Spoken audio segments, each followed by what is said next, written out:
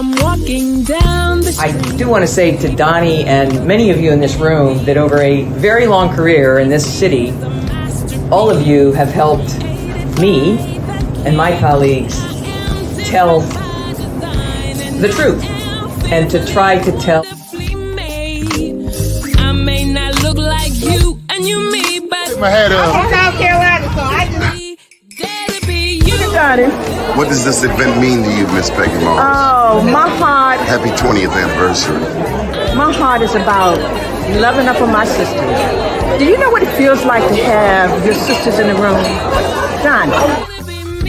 And dare to be different and unique. I'm gonna be the best me I can be by letting His glory shine through. I am beautiful, I am blessed, but not just what you see in the flesh. I'm free from people, free from myself. The doctor lived next door to the janitor, to the reverend, and the lawyer. We were together. Now we get so high and mighty that you create stress for your society because you don't like poor black folks either. That's a health problem. Get yourself together so I can stop being taking care of geriatric people and get back to pediatrics. I thank you, Doni, for all you've done. Let's keep doing it all the more. Letting His glory shine through. Dare to be you, dare to be me, dare to be different and unique. I'm gonna be the best me I can be by letting His glory shine through. And I dare you, I dare you, I dare you to be you. First name's Doni, last name's Glover. In it to win it for the long haul, baby. We got my dear friend, my wing woman, Marsha Hey. Jews. How you doing? Oh, I am wonderful. Still standing and grateful. Praise the Lord. Praise the Lord. Mm-hmm. What have you been up to? Trying to just keep it straight. Everything's been going on around everywhere, man. Folks calling me from the Midwest and Indiana and down south, Louisiana, and just trying to keep everybody in order. And I can't be in 900 places at one time. So we just gonna do One thing at a time. Mm-hmm. What else have you been up to? Oh, just trying to make certain that all the things that we are interested in maintaining. I have a whole thing with these books, so I'm reading a new book that I've received. So we're really excited about that. We've got a little segment that we do with the authors. And so, other than that, you have Omar Tyree coming? no, we already did that. We were at the Enoch Pratt Library, and Right, put your camera on. in their auditorium, which was really wonderful. All right, wait. He's a great go ahead. guy. No, it was a lot of fun. Great guy, and the audience was wonderful. So that was the first time I've ever hosted live in. Hi, Maria. How you doing? Good morning. Good morning. How are you today? Great. Still standing. I hear you. I'm right there beside you. Marsha, let me share with you that Maria Thorpe is a Naval Air Systems Command Director of Human Systems Engineering. That's a huge title. My God. Graduate of the Leaderships of Southern Maryland, Federal Executive Institute, National Defense University, Industrial College of the Armed Forces, with a Master of Science in National Resource Strategy, Pennsylvania State University with the Master of Engineering Science degree, graduate of Drexel in Philadelphia with a bachelor's in electrical engineering. How's that for high power, Marsha? Oh, I already knew when I saw that doggone Vita. And let me just say this. She's over in the Navy, so you probably know some of our buddies over there, Admiral Watson and some of those folks. Absolutely. I know you do. This is wonderful. Yes, I'm so happy to be here. And Marsha, I was surprised to see you, but excited as well, because I remember our discussions at Women of Color. Yes, and it's coming up in October. Are you going to be in Detroit? I'm going to do my best to be there, as they say, God willing. God will. Okay, so I'm gonna look for you. We're really Okay. excited about this. The Women of Color. It's a STEM conference, Yes. but we are now talking 20-something years for the women of color. Yes. Yes. Isn't that something? I think it's can't 20. believe it. I know. I know. I don't want to mention, but I remember when Dr. Taborn did the very first one, I think it was the first one in Washington, D.C. And I was recognized as Woman of Color, outstanding the leader in Navy or something, but it was such a beautiful event. It was just amazing to be a part of that. That was the first one because that was at the Willard Hotel. Yes. So you were one of the founding sisters that were there. For real, girl, for real. I love it. It's been a long time. Yes, yes. I won't go back much farther. When I met, got introduced, I shared a little bit of this with Doni, telling, I was a college, I think junior or senior at Drexel University. And some of my friends were like, we heard of this conference, it's in Baltimore, and you've got to be there. And I'm like, why? And they were like, this is everything what I was saying. But, we made our way down there, my now husband and I, and we were just so excited to be in the room, to be in Baltimore, to be amongst so many folks that looked like us with, technical degrees, looking for an opportunity to, share with the world what they had to give. And that was really huge because that we had been noticing was the Black Engineer of the Year Awards conference. We weren't seeing the numbers of women of color who were on the stage. We weren't seeing them. Yes. And so how do you bring all of that intelligence, right? Intellectual commerce into one room with all of these women? And we were giddy and still are like little girls. Yes, it's so exciting. I'm just so impressed to be in the room and to be around, to see the development of our sisters in this space. And not only working for others, but working for themselves and, jumping into this new technology, this AI, this data mining, all of this that we need to move forward in the STEM fields. And it's huge. One of the things that I think is really important is having all of the career fairs so that young people can actually go and meet corporate people, military personnel, and it allows them the opportunity to dream, to see themselves there. And it's kind of hard to see yourself there if you don't have anything to look at to reflect who you are. Absolutely. And so you've been in the military for quite a while. Let's talk about how you began this journey with NavAir. Well, I am a civilian, so I've never actually been in the military, but everything that I do is to support our military. So I actually started I was a Department of the Navy scholar, one of the first women in engineering. They were looking for women who were in engineering. I'll tell you a little tidbit about this story. And, they say, speak it into the universe and someone will hear it.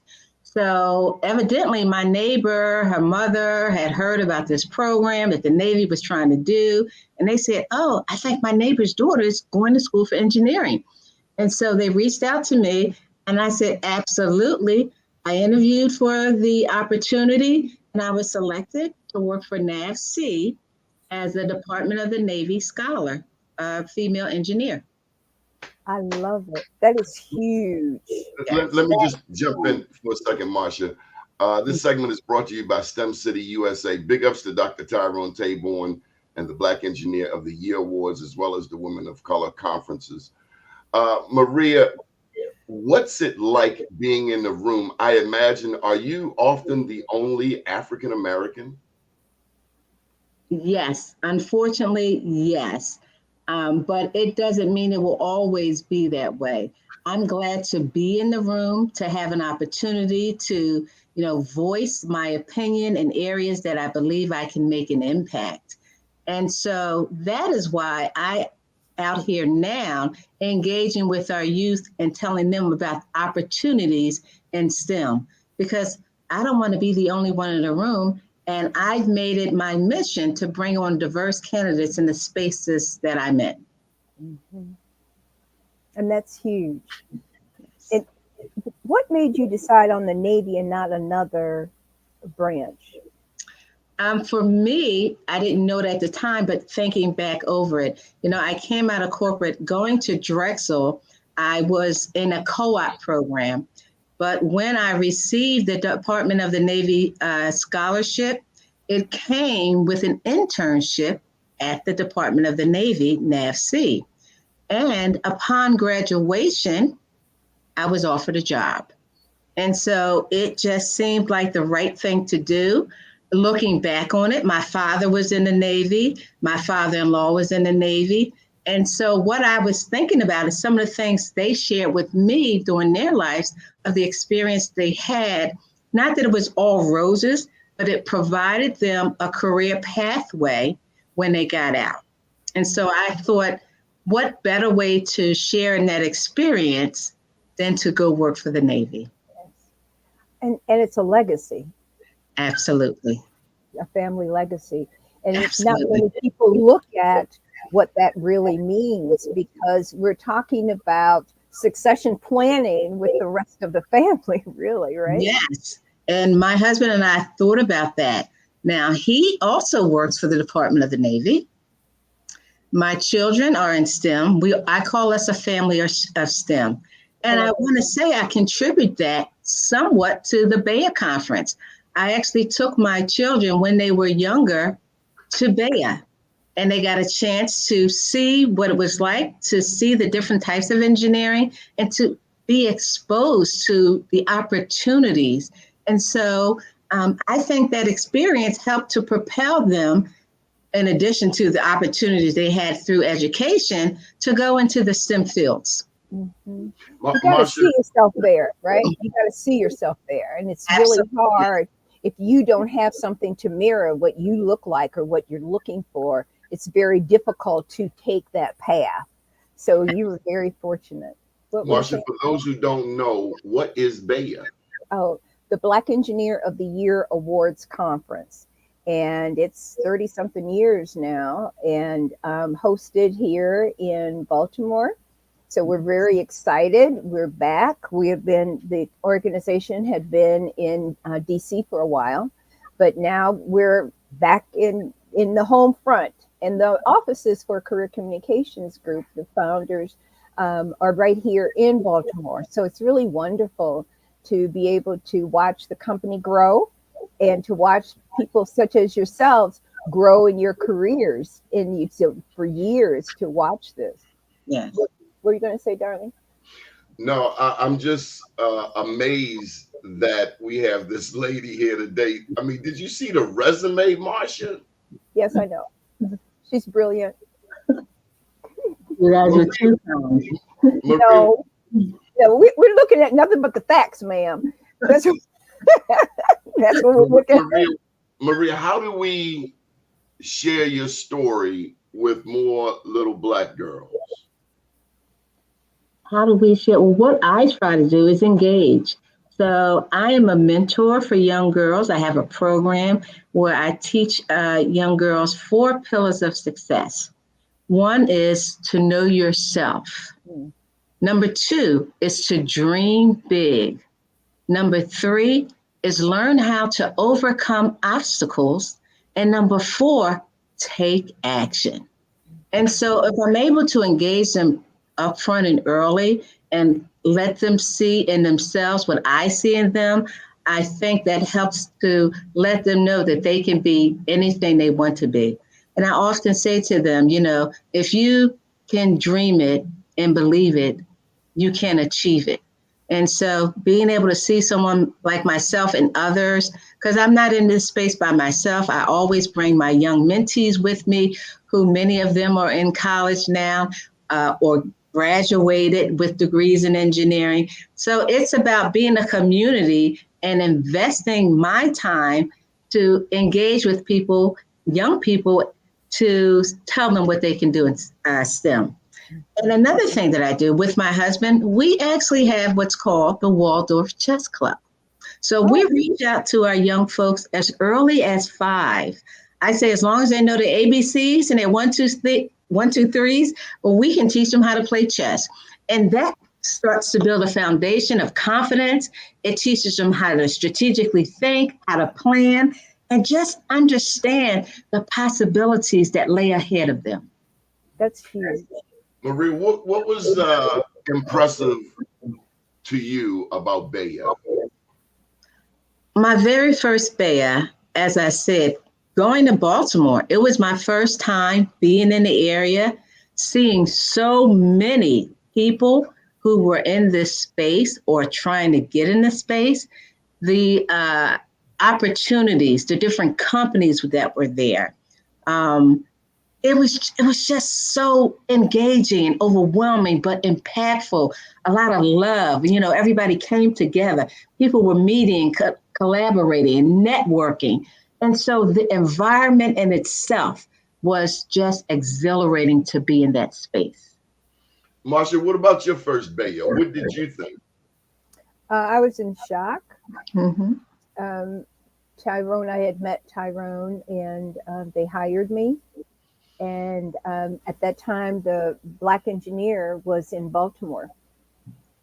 And walking in there was really amazing. And I had been working with the Marine Corps League, and they had the modern day Marine Force and Readiness Military Exposition. So I had just come from that to Baltimore, and to see some of the same companies that were in DC, and now then looking at them being in Baltimore was huge. And it's such a great opportunity for young people to have conversations, because there are booths, tanks, helicopters actually are brought into each one of those exhibit halls. And so they get to have a whole introduction of not only military, but corporate. And it takes over the whole exhibit hall, which is probably about 4 or 5 different rooms. And so, you know, these are opportunities that our young people must attend. Our schools must be involved, and the kids all need to go, because we're going to be back in February. And so you've got to make certain that we're all in line and focused on those dates, so that we can make certain that our schools and our other institutions can participate. I think it's one of the life-changing experiences that you could ever have as a child. Looking, you know, small child in the 5th grade or whatever, and you're looking up and you're seeing literally seeing helicopters, literally seeing tanks, literally having somebody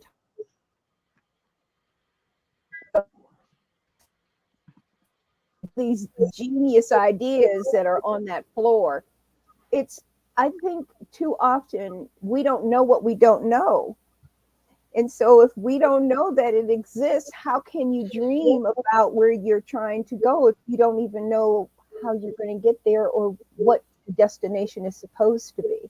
So these are opportunities that not only the family, but the education, all of the teachers and leadership within the school system should all be at BEYA when it comes back. We're going to be in Detroit in October for the Women of Color STEM conference. And they're working on the same thing, trying to bring young people in so they can see. You know, sometimes you just got to see yourself there. How can you dream about a future if you don't even know that it exists? Mm-hmm. And so we have to be able to show them what's available to them. And so now you can dream. You can see yourself in that space. You can see yourself in that tank. You can see yourself standing, talking to somebody with 4 stars on their shoulder. That's a whole nother concept for you to leave that space as a young child and go home and dream about who you can be, because you don't know what you don't know until somebody shows you. So Maria, what's an average day like for you? You know, in my current role as a department director, I lead a team of several hundred. And in the space that I'm in now, I am responsible for providing the technology that the human uses in any environment in aviation, naval systems, in fact. And so my team is there day to day, ready to answer any questions relating to the technology that the aviator is exposed to. So I like to say anything that touches the human or the human touches, my team is responsible for, to include everything you see them wear, night vision systems, the ejection seats. You know, we do manned and unmanned systems. So everything associated with AI and manned unmanned teaming, the laser systems they use, the boots on their feet, the helmets on their heads, everything, the cognitive ability to do the things that they need to do.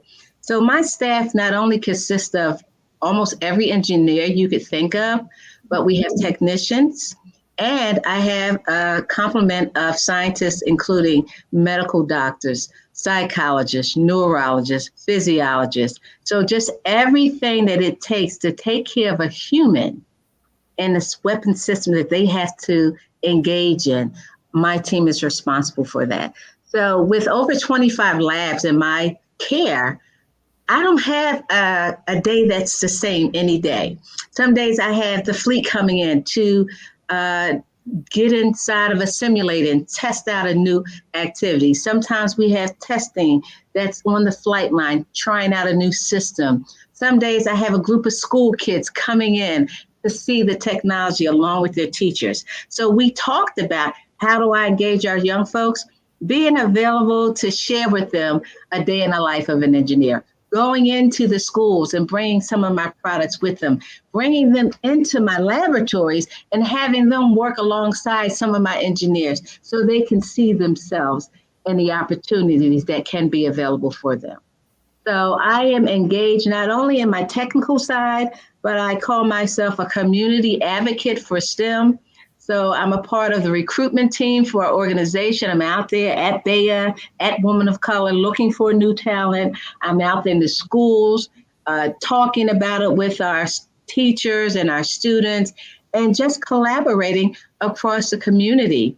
And I noticed, Doni, in your opening, you had Peggy Morris there. I'm also a member of Sisters for Sisters Network. What? Oh, I haven't been involved in a while, but yes, right, girl, we're going to have to really circle back. Absolutely. Amazing. And I'm happy to be part of that group. Additionally, I look out for our mothers. So I am the president of the Maryland chapter of American Mothers, where I engage our women and young girls, you know, get them young, help our families, help our mothers do what they need to do. And my organization is a part of the organization who did what? Created Mother's Day. And so I recently just announced the 2024 Maryland Mother of the Year, received her citation from Governor Moore, recognizing her as such. And Miss Charlene Day, or should I say Dr. Day, is our Maryland Mother of the Year. So we can talk about that perhaps at another time. But yes, I love it. That's huge. Yes. Mm-hmm. That's huge. You know, go ahead, Marsha. No, go ahead. What's significant? I mean, I can't let you skate over and not touch on Sisters for Sisters Network Incorporated. Yeah. What does it mean to have a network like that available? How do I describe it? You know, with a leader like Peggy, she is there to support the sisters. You will find her at any event that the sisters are having, engaging in the community. So being able to have a group of women who are so invested, not only in themselves, in their businesses, but in the community. I support the education part of Sisters for Sisters. They have 4 pillars, you know, entrepreneurship, education, health, wellness. And so in doing that, I bring my STEM into that environment. They have a wonderful, wonderful, I can't say it enough, scholarship program that this year we actually brought to Baltimore and gave out over $11 million in scholarships to our Baltimore students. We brought it back here to Prince George's County, where we did another $10 to $11 million in scholarships for our students. So it just seems like a fit to be able to come into that space with those women, with those leaders, and support even more of our community. I love it. Maria, do you ever, what about our young Black boys? Yes. Now, I don't forget young Black boys. I am the mother of 2 young Black boys. So I'm talking about the girls because we need more of them. But my Black boys, they have their father and they were engaged. As I mentioned earlier, they were with me and my husband when we were at BEYA. They were involved in STEM activities when they were younger. And so what I do now under the ONR, HBCUMI, which I'm the program manager for Navy, I'm looking for internships for our college students to come work for the Navy. I love it. And so that's how I get those guys involved. So I've been to our Howard, I've been to Morgan State. In fact, we have educational partnership agreement with those entities. We just brought on Bowie State. And so I engage with those universities locally here to let people know what they have right in their own backyard as far as opportunities. And of course, we support BEYA. We always have a booth up there trying to get our young folks to come in and see the opportunities we have. And so over the years, I mentioned my first adventure going to Baltimore, and I was just, a fly on the wall. But when I was there, I told myself, I will be a part of this opportunity somewhere in the future. And it began when I represented the organization at BEYA as a recruiter. I love it. And so that's how I get our young boys involved. And of course, we bring them into the chess space as well. Mm-hmm.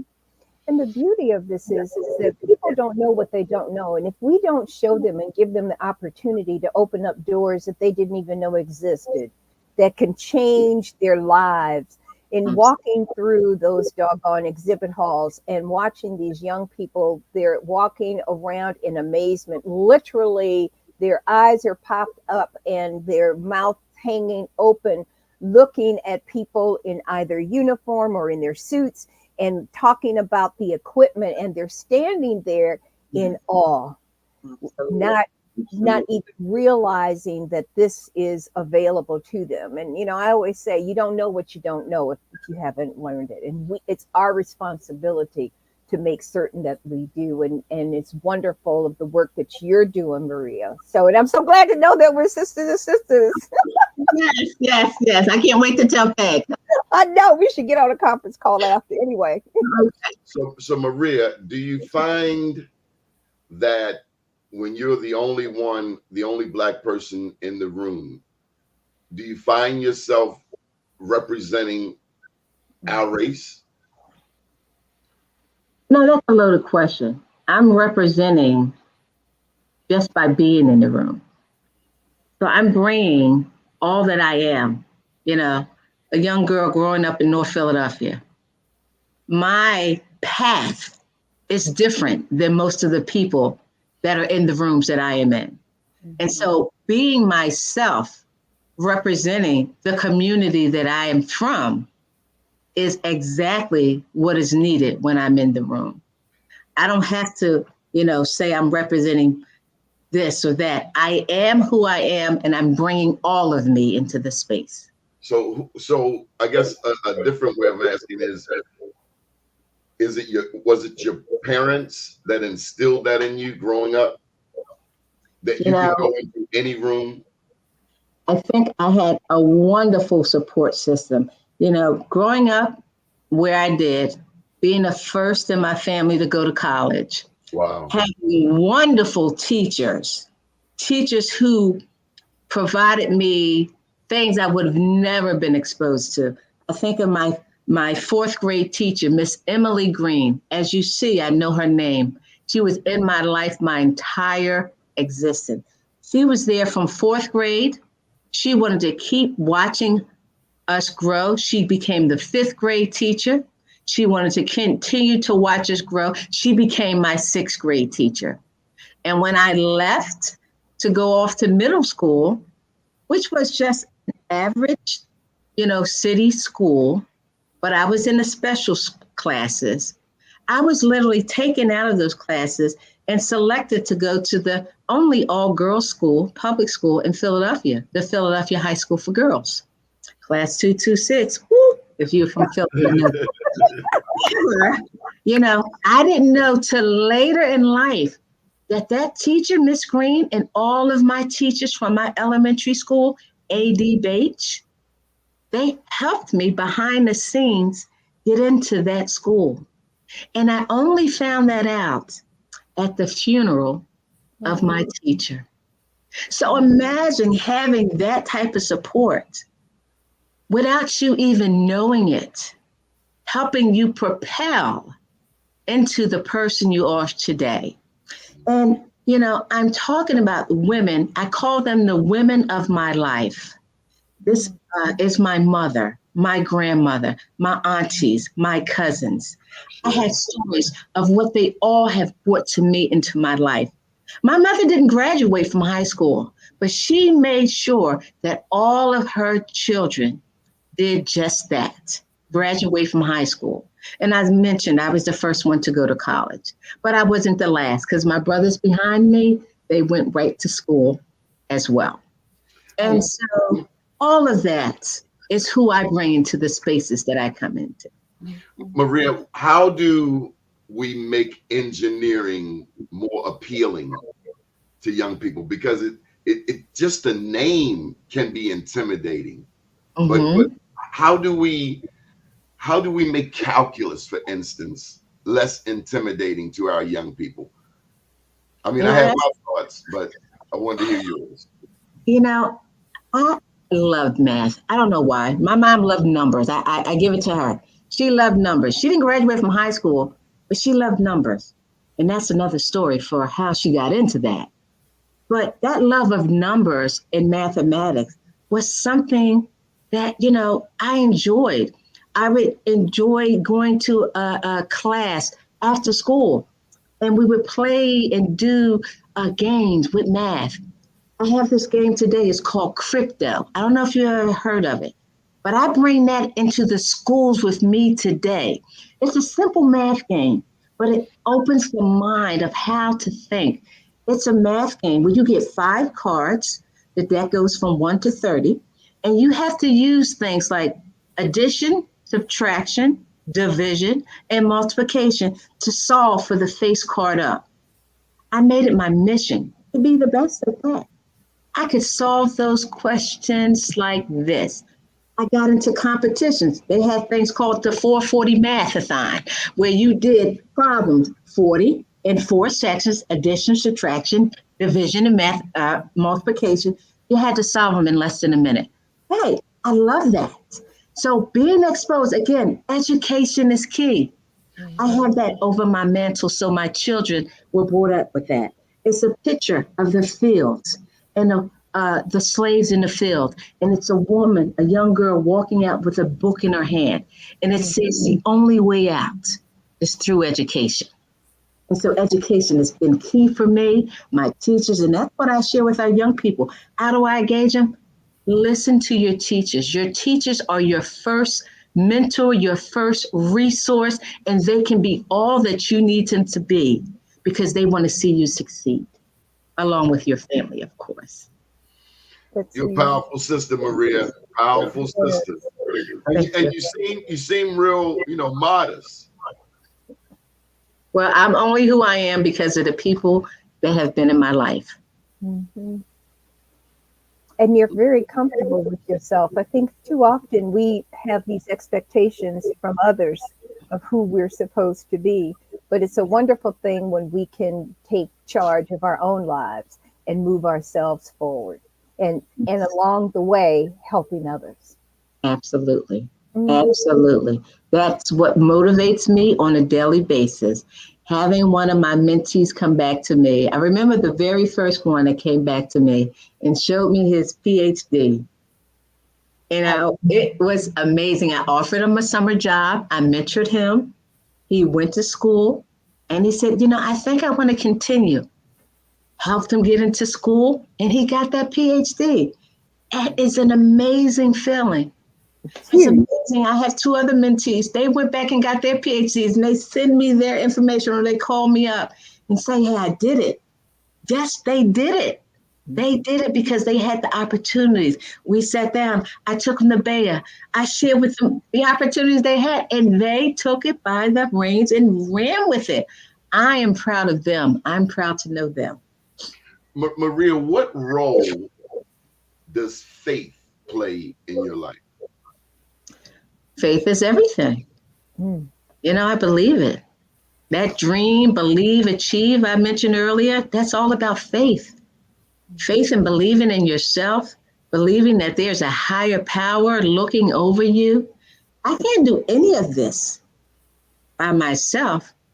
And I think the opportunities that I have been given, exposed to, accepted, was because someone greater than I had an eye. They put people in my way. I say in my way because I'm going to stop and have a talk with them. They put people around me to protect me. They put people where I needed to be when I needed them. This was not an easy journey, but it was an exciting journey. What were the challenges? Okay, a little Black girl growing up in North Philly. My mom and dad weren't together, but the women of my life told me education was key. Sitting around the kitchen table is where I got my knowledge. Listening when they allowed me to sit at the table, the grown-up table. Being involved in family.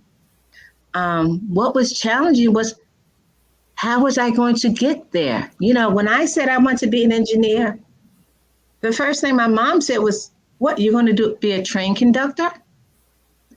They didn't know what that was. I didn't have anybody. But guess what I had? I had those teachers. And when I spoke that into the universe, I was offered an opportunity. And I believe 7th grade, called PRIME, Philadelphia Regional Introduction for Minorities to Engineering. That was a program, an after-school program that I went to that exposed me to the different type of engineering. And every summer from high school, I was in a different university locally. So I spent time at Temple, at Drexel, at Villanova, being exposed to what engineers do. And as you mentioned earlier, I selected one of those schools upon graduating from high school, and I went to Drexel University.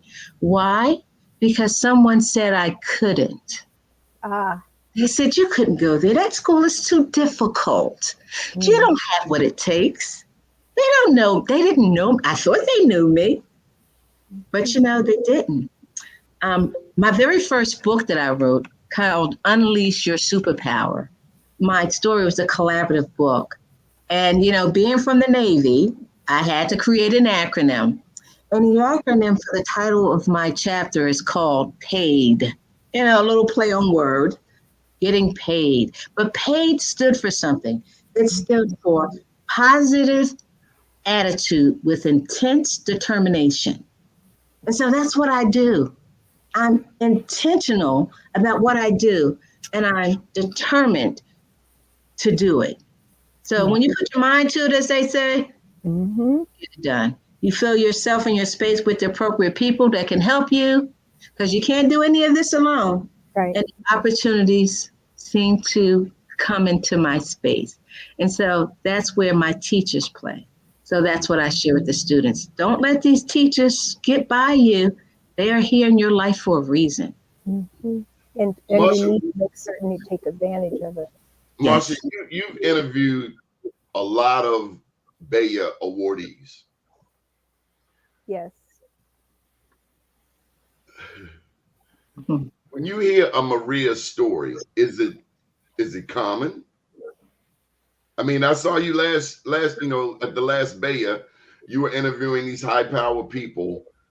And I imagine everybody's got a spectacular resume, a spectacular bio. Help me out. Is Maria the norm? In some cases, there's a So lot. Maria, Well, let me say this to you, just for an interruption that I think is really important. I used to set up military exhibits for the Marine Corps, the modern day Marine Force and Readiness Military Exposition. So, and was very active with that, with the Capitol Marines as well. And so she'll appreciate that because it's Navy, Marine Corps. Yes, I'm familiar with that. Oh, great. And so in just that, in doing that exposition at the Sheraton Washington Hotel, that was 100 years ago when I was doing that. I didn't see a lot of us working, people who were employees of defense contractors.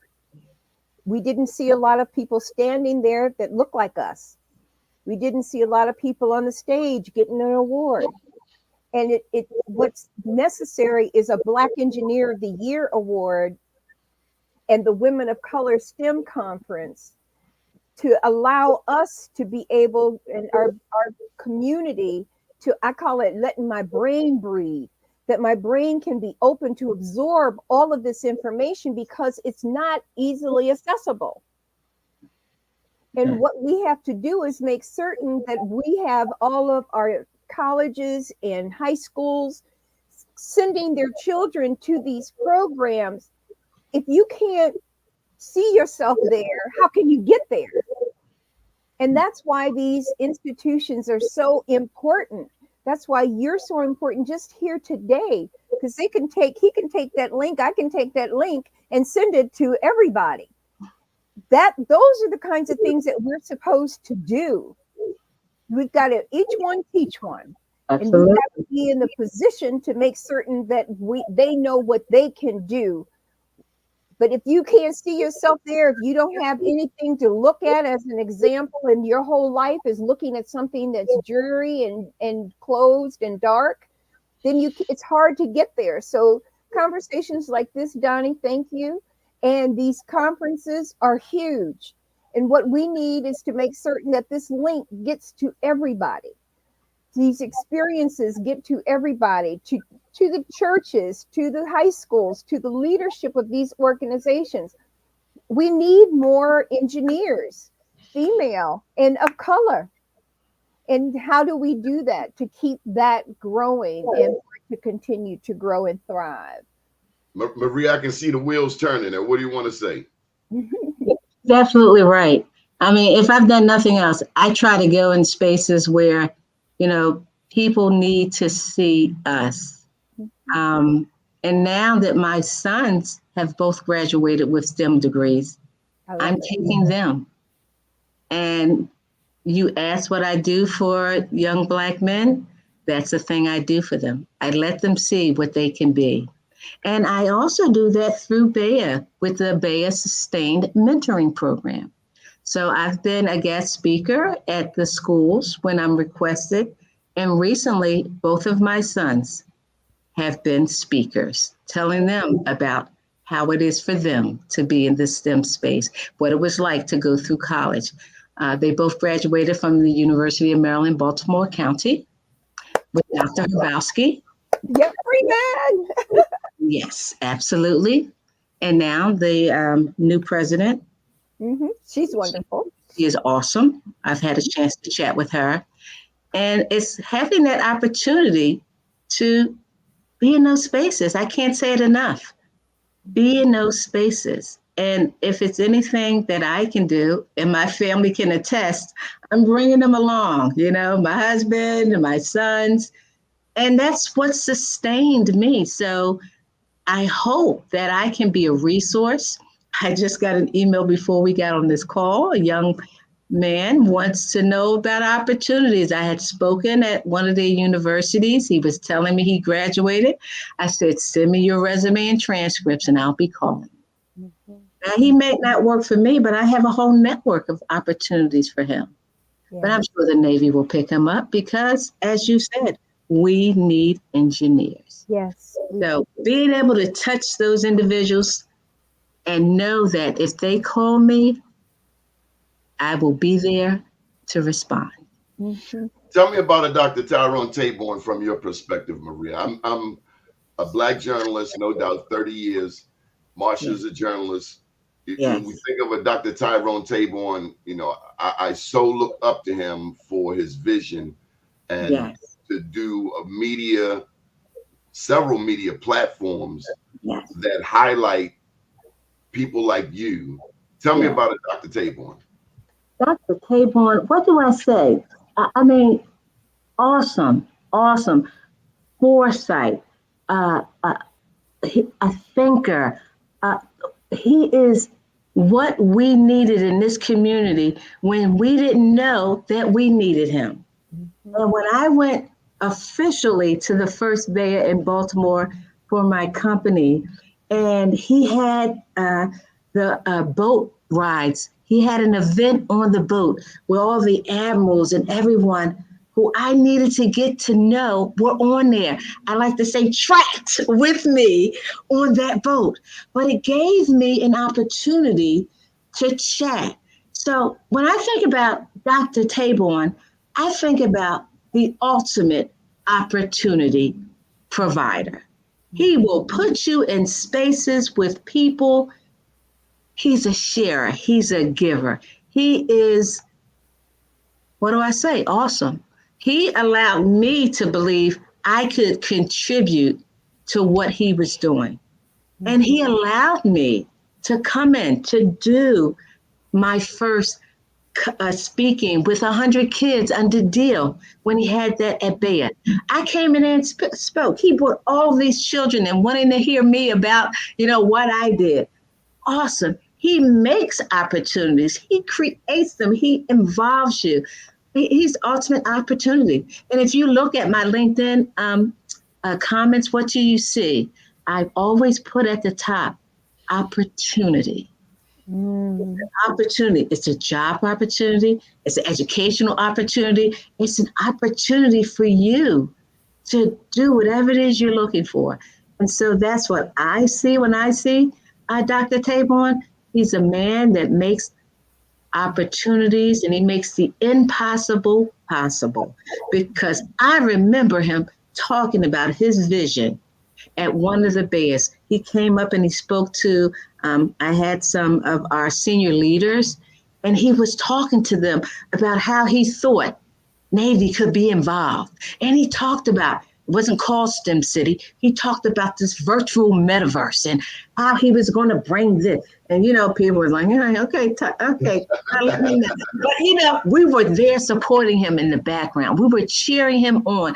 And when STEM City came to light, I think I was the first one to get my account because I was waiting because I had heard.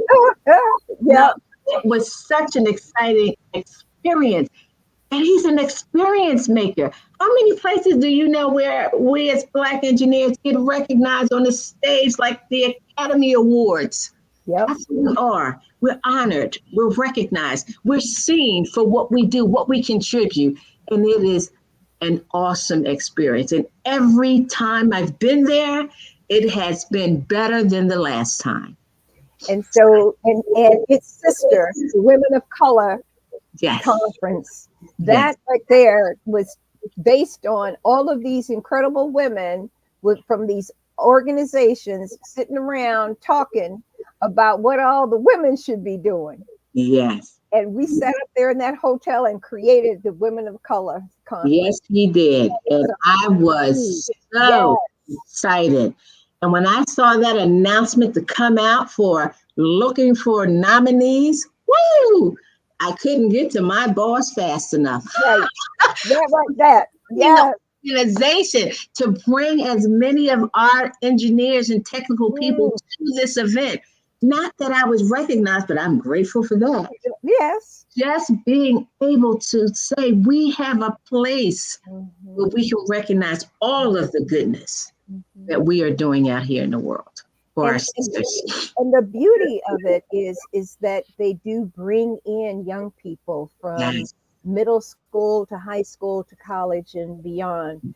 And Yes. but again, if you can't see yourself there, if we Yes. have given you an opportunity to see something other than what you're seeing on your street or in your block or in your neighborhood, how can you get there if you can't see yourself being there? And so Exactly. these organizations and these programs are critical in the emotional and mental development of our young people and their parents, because some of those parents don't know what they don't know, and they haven't seen what we're talking about. So Absolutely. everybody has to be involved. Yes, yes. And you bring something to my attention. You know, our parents sometimes, like you said, if they don't know what their kids are doing. So I make it a point, at least once a year when I'm doing a STEM event, it's a family event.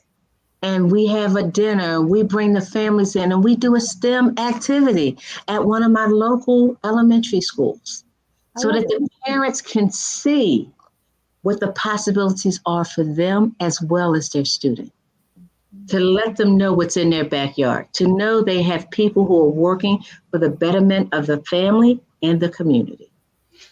Maria, I have to ask you this. This, I can't just give you softball questions. I got to ask you something tough. This is baseball season. Okay. I'm a basketball player, so I'm looking at basketball. All right. Well, here it comes. It's the behind the back pass. A no look pass. Mm-hmm. Baltimore, Prince George's County. Both of these educational systems, public school systems, are at the bottom. It's troubling to me. What can we do about it? You know, we look at systems and we analyze systems. Now, I'm not going to disagree. We can do better. It's not always about the money. It's about the ability to engage with our families and get them all involved. Okay, but we also, whenever there's a problem, there's also goodness in the center of that. Let's not always, they always want to talk about the challenges. Let's talk about the goodness so people can see that the possibility exists. See one, be one, teach one. You got to do it one individual at a time. Systems tend to lump everything together. And as an engineer, I love a hard-working system, but that system only works as well as the individual components that bring it together. So let's get with the individuals, bring them together to build that system so it's the best system it can be. We can't only rely on the teachers. We can't only rely on the politicians. We have to have the families, the teachers, the community, the politicians, everyone working together to make better what we've already started. And it takes a village. It most certainly does. People take that lightly, but it's not. It's real serious, and we have to put our arms around everybody, not only the schools, but the churches and different organizations. Absolutely, that's that community. That's the right. community. That's right, and it's mission oriented, and we've got to deal with it accordingly. We have to have that vision, like Dr. Taborn did. As I say, dream big. What do you as an individual see, not only for yourself, but your community at large? You can't always run away from where you are. How do you fix it? How do you build it? How do you make it better? Never leave a space the same as it was when you arrived. Try to make it better when you leave or when you go to your next. Be able to come back and say, look what I did.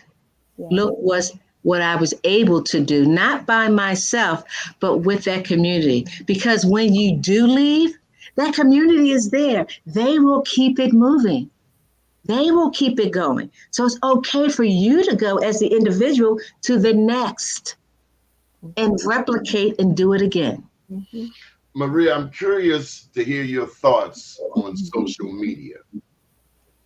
Okay, which part of social media? The part where you can use it to influence others, the part where you can use it to reach out to people you would have never had an opportunity to meet, like yourself and myself. Social media, like everything in life, has its good and its bad. You have to use it for what is good. Now, of course, there's always something going on that you don't want to happen. But the key is to be focused. When I go into social media, it's for a purpose. It's for a reason. And I'm trying to, tell a story and a message and get people to come in and take a look at it. I have Facebook. I use that for certain things. I have LinkedIn. I use that for certain things. I have Instagram. A couple of them. I don't have them all, but the ones that I use, they have a place. And because our generation now, that's their universe, we can't just take it away. We have to help them to be smart in the use of it. So recently when I was at BEYA, the BEYA, when it came back to Baltimore, it was like 10,000 people at registration. And I had the young people coming up to me. I was trying to check in to get my badge. And, they wanted to give me their resumes. And, I was talking, we got a booth and, I'm here doing this and I'm going to be a part of the mentoring, come check me out. And then I said one thing to them. I said, if you want to, get in touch with me about opportunities, go to my LinkedIn page and drop your resume. Then we can communicate. It was a connection. They dropped them. We connected. We provided opportunities. So they have their place. I cannot be on social media when I want to reach our young people. That's where they are. So I need to be there. I need to learn. I need to grow. And so I use social media as a tool to continue the message of there are opportunities for you in STEM. And I'm a resource for you here in this space, just like in the real world. Maria, before you go, I have to ask you, would you be able to send us more of your colleagues, some of your mentees? We would love to interview them on this show. Absolutely. Just tell me what you need from me and I'll pick them myself. I'm thinking of one right now. My I don't say youngest, my latest mentee. She's working on her PhD from the University of Maryland right now. She's doing an internship at one of my organizations. She literally just wrote a collaborative book, Ladies in Technology. What is it called? I did this one, Ladies in Tech. Okay. And so she's done it on the second. So I brought her into that space. She said, hey, I want to be an author. I said, come on in. I introduced her to wonderful people. And, being in a room, bringing people in with you.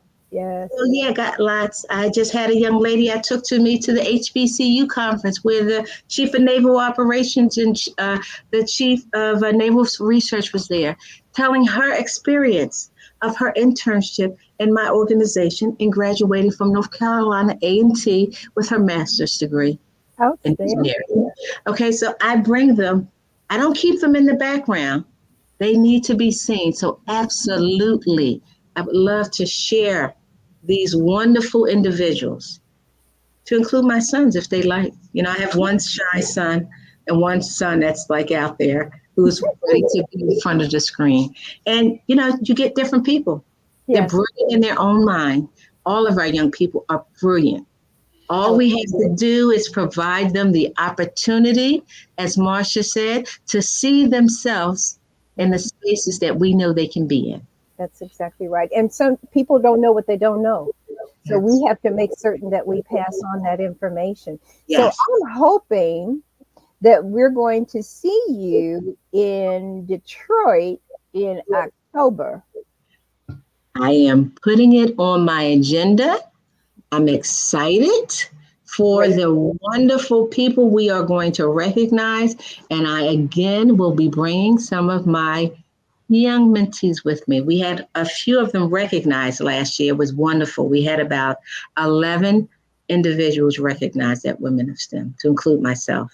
Maria, thank you for sharing your story with us. How can people get in touch with you? Where can people find your book?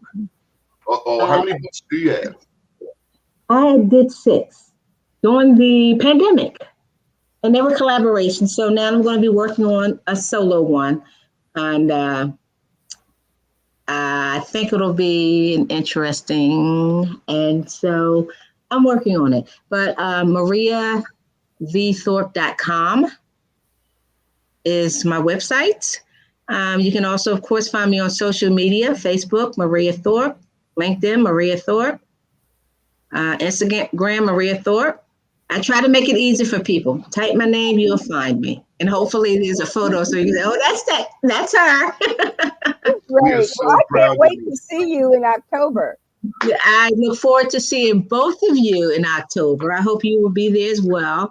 And I want to thank you both for this opportunity to share with you my experience with BEYA and Women of Color. It has been a tremendous ride. I'm so grateful for Mr. Taborn and my family who supported me in these endeavors. And I think that the future is bright because of the foundation that Mr. Taborn has laid for our engineers and scientists. That Good he deal. has. Maria, thank you again. Marcia, thank you. And I'll see you shortly. Okay. Bye. Thank you so much. Good morning, world.